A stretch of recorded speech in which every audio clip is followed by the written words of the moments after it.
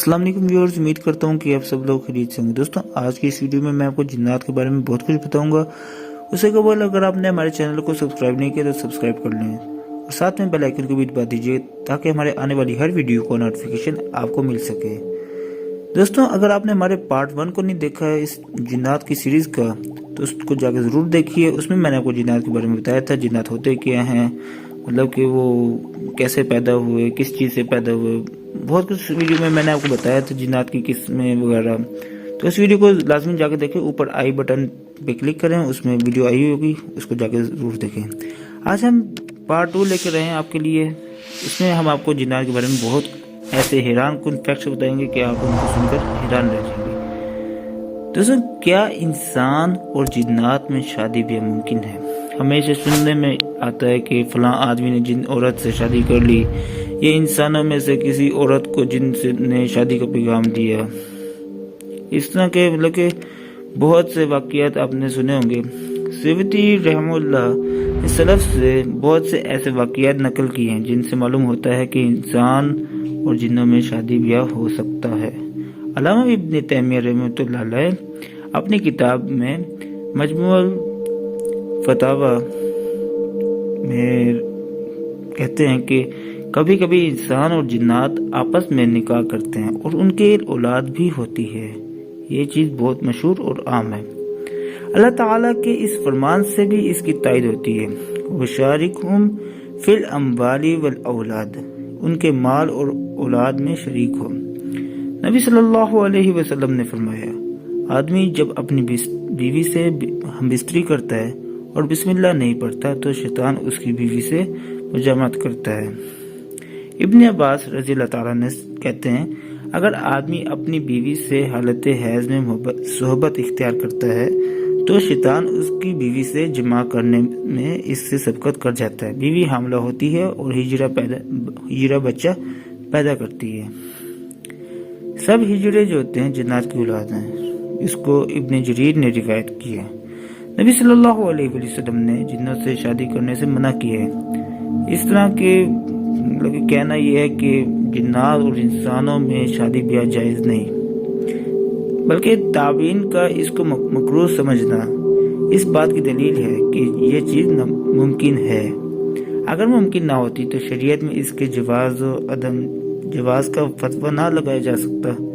अगर ये एतराज़ किया जाए कि जिन्नात आतिशी अंसर से बने हैं और इंसान चार अनासर हवा, मिट्टी, आग, पानी से मरकब है, लिहाजा आतिश अंसर की वजह से जिन औरत के रहम में इंसान का नुत्फा ठहरना मुमकिन नहीं है, क्योंकि इंसान के नुत्फे में रतूबत होती है जो आग की गर्मी से खुश्क होकर ख़त्म हो जाएगी। बिलफर्ज अगर ये चीज़ मुमकिन होती तो शरीयत में इसको हलाल करार दिया जाता।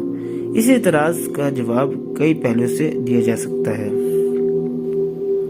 सबसे पहली बात यह है कि हर चंद के यानी जिन्नात आग से पैदा हुए हैं, लेकिन अब वो अपने आतिशी अंसर पर बाकी नहीं है, बल्कि खाने पीने वगैरह तवालुद तनासुल के अमल से दूसरी हालत में बदल गए। जैसा कि आदम की औलाद इस अमल की वजह से मिट्टी के अंसर से दूसरी हालत में बदल गए हैं। अलबत्ता ये जरूर है कि जिन्नात का बाप खालिस आग से पैदा हुआ है, जैसा कि इंसानों के बाबा आदम खालिस मिट्टी से बने थे, लेकिन बाप के अलावा जिन्नात का कोई फर्द आग से नहीं बना। जिस तरह के आदम की औलाद में कोई भी मिट्टी से नहीं पैदा हुआ। नबी सल्लल्लाहु अलैहि वसल्लम ने बताया कि आपको नमाज में शैतान नजर आया तो आपने उसका गला घोंटा, जिसकी वजह से आपको अपने हाथ में उसकी जुबान की बुरूदत महसूस हुई। दूसरी रिवायत में यह है कि मैं उसका गला घूंटता रहा यहाँ तक कि उसका लाभ ठंडा हो चला, उसकी जुबान ठंडी होगी। शैतान के लाभ होना इस बात की दलील है कि वो आतिश अंसर से मुंतकिल हो चुका है। अगर वो अपनी हालत पर बरकरार रहता है तो उसमें ठंडक कैसे होती? इस मसला में हम गुज़िश्ता सफ़ात में बहस कर चुके हैं, यानी अब इसको दोहराने की ज़रूरत नहीं है। मैंने पिछली वीडियो में भी इस बारे में बताया था आपको। इस तरह हदीस की रूह से شیطان آدم کی اولاد کے رگ و ریشے میں سرایت کیے ہوئے ہے، لہذا اگر وہ اپنی حالت برقرار رہتا تو آصف زدہ شخص کو جس کے رگ و ریشے میں وہ سرایت کیے ہوئے ہے جلا کر خاک کر دیتا۔ مالک بن انس رضی اللہ عنہ سے پوچھا گیا کہ ایک جن ہمارے ہاں کی ایک لڑکی کو شادی کا پیغام دے رہا ہے، اس کی خواہش ہے کہ وہ حلال طریقے سے کرے۔ مالک بن انس رضی اللہ تعالیٰ نے فرمایا، شریعت کے نقطہ نظر سے میں اس میں کوئی حرج نہیں سمجھتا، مگر مجھے پسند نہیں کہ اگر کوئی عورت حاملہ ہو اور اس سے پوچھا جائے کہ تمہارے شوہر کون ہے اور وہ یہ جواب دے کے کہہ دے کہ ایک جن، پھر اس سے اسلام میں فساد برپا ہوگا۔ دوسری چیز یہ کہ اگر ہم یہ تسلیم کر بھی لیں کہ حمل ٹھہرنا ممکن ہے نہیں ہے، تو اس سے یہ لازم نہیں ہے کہ حقیقت میں وطی کرنا بھی ناممکن ہے۔ حمل نہ ٹھہرنے سے یہ بھی لازم نہیں ہے آتا کہ شرعی طور پر نکاح بھی ناممکن ہے۔ اس لیے زیادہ عمر کی ہو چکی ہو بچی وغیرہ یا پھر بچے پیدا کرنے کی صلاحیت نہ رکھتی ہو اور بانجھ عورت کو حمل ٹھہرنا تصور کے خلاف ہے۔ بانجھ مرد کے لیے بھی حمل ٹھہرنا غیر ممکن ہے، اس کے باوجود ان لوگوں کے لیے نکاح کرنا جائز ہے، کیونکہ اگرچہ نکاح کی مصلحت افزائش نسل اور دوسری قوموں کے مقابلے میں اپنی کثرت پر فخر مباحت ہوتی ہے، تاہم کبھی اس پر عمل نہیں بھی ہوتا۔ باقی اس چیزوں میں بہت سی آگے وضاحت ہے بڑی، لیکن میں آپ کو سیدھی بات بتاؤں گا جو کہ سورۃ النساء میں پہلی نمبر آیت ہے، یا ایھا الناس اتقوا ربکم الذی خلقکم من نفس واحدہ وخلق منها زوجها وبث منہما رجالا کثیرا ونساء۔ لوگوں اپنے رب سے ڈرو جس نے تم کو ایک جان سے پیدا کیا اور اس جان سے اس کا جوڑا بنایا، اور ان دونوں سے بہت مرد و عورت دنیا میں پھیلا دیے۔ پھر اللہ تعالیٰ نے سورۃ الاعراف میں بھی یہ بات فرمائی، وہ اللہ ہی ہے جس نے تمہیں ایک جان سے پیدا کیا اور اسی کی جنس سے اس کا جوڑا بنایا تاکہ اس کے پاس خون حاصل کر سکے۔ پھر فرمایا گیا سورۃ الروم میں یہ چیز اور اس کی نشانیوں میں سے ہے کہ اس نے تمہارے لیے تمہاری ہی جنس سے بیویاں بنائی تاکہ تم ان کے پاس خون حاصل کرو اور تمہارے درمیان محبت اور رحمت پیدا کر دی۔ یقیناً اس میں بہت سی نشانیاں ہیں ان لوگوں کے لیے جو غور و فکر کرتے ہیں۔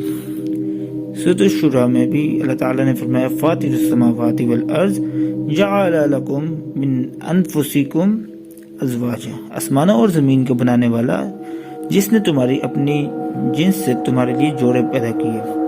جنات ہمارے جنس سے نہ ہونے کی وجہ سے ان میں سے ہمارے لیے جوڑے نہیں پیدا کیے گئے، اس لیے وہ ہمارے جوڑے نہیں ہو سکتے، ورنہ بنی آدم سے نکاح کی علت کا جو مقصد ہے وہ فوت ہو جائے گا، یعنی وہ یہ کہ شوہر اور بیوی میں سے ہر ایک دوسرے سے سکون و اطمینان حاصل کرے۔ اللہ نے بتایا کہ اس نے ہماری ہی جنس سے ہمارے لیے جوڑے پیدا کیے تاکہ ہم ان کے پاس سکون حاصل کریں۔ اب جنات اور انسان شادی بیاہ کے جواز کے سلسلے میں جو شرعی رکاوٹ درپیش ہے وہ یہی ہے کہ شوہر اور بیوی ایک دوسرے سے سکون نہیں حاصل کر سکیں گے۔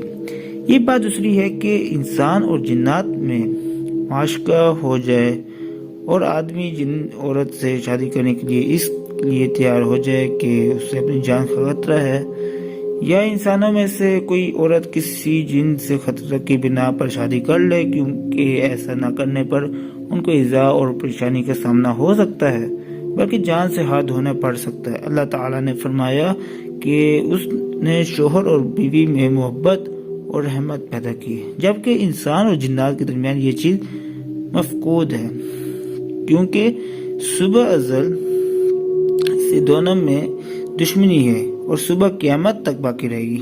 اس کی دلیل اللہ کا یہ فرمان ہے، سورہ بقرہ میں ہے یہ آیت، ہم نے حکم دیا کہ اب تم سب یہاں سے اتر جاؤ، تم ایک دوسرے کے دشمن ہو۔ نیز تعاون کے بارے میں نبی صلی اللہ علیہ وسلم نے فرمایا کہ یہ تمہارے دشمن جنات کا حملہ ہے۔ جنات چونکہ آگ کی لپٹ سے پیدا ہوئے اس لیے وہ اپنی اصلیت دکھا کر رہیں گے۔ پھر ابو موسیٰ سے روایت کرتے ہیں کہ ایک رات مدینہ میں کسی گھر میں اس کے افراد سمیت آگ لگ گئی. نبی صلی اللہ علیہ وسلم کو ان کے متعلق بتایا گیا تو آپ نے فرمایا یہ آگ تمہاری دشمن ہے, سونے چلو تو اسے بجھا دیا کرو.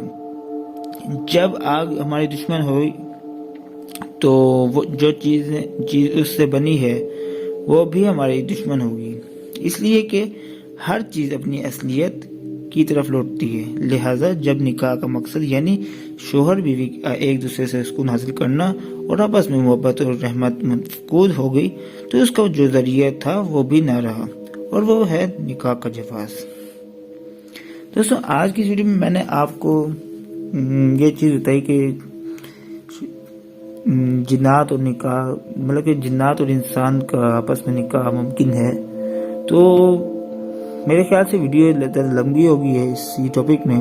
انشاءاللہ ہم پارٹ 3 بھی انشاءاللہ اس کا لے کے آئیں گے. تو ہمارے چینل کو سبسکرائب کر دیں اور ساتھ میں بیل آئیکن کو بھی دبا دیجیے اور اس ویڈیو کو لازمی لائک کر لیں. تو بس اپنا بہت سارا خیال رکھیے گا. اللہ حافظ.